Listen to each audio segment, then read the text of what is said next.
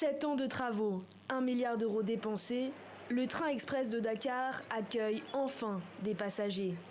Bonjour, bienvenue à bord.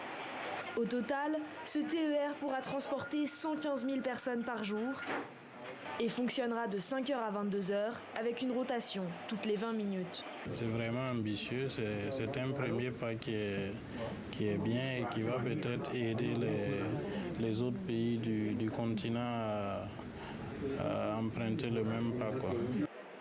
Le train va relier les 36 km séparant Dakar de Diamniadio, un trajet direct d'une vingtaine de minutes et de 45 quand il dessert les 14 gares se trouvant sur son chemin.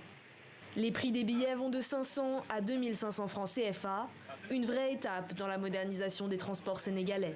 Le train express pourra effectivement aider à désengorger un petit peu la banlieue, aider toutes les personnes qui arrivent à Dakar dans des difficultés énormes.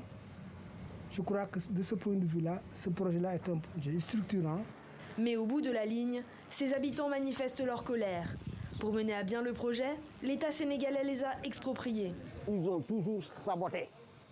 Ils ont saboté nos maisons, nos lieux de travail. Aujourd'hui, on est à nu. On se retrouve sans toit, sans travail et sans terrain. Le collectif des impactés du TER réclame 76 millions d'euros au gouvernement. Les 115 000 expropriés auraient pourtant déjà été dédommagés. L'État dit avoir répondu à ses obligations, mais sans préciser le montant des sommes accordées. Mes 2 enfants ne vont plus à l'école parce que je n'ai plus les moyens d'assurer leurs frais de scolarité.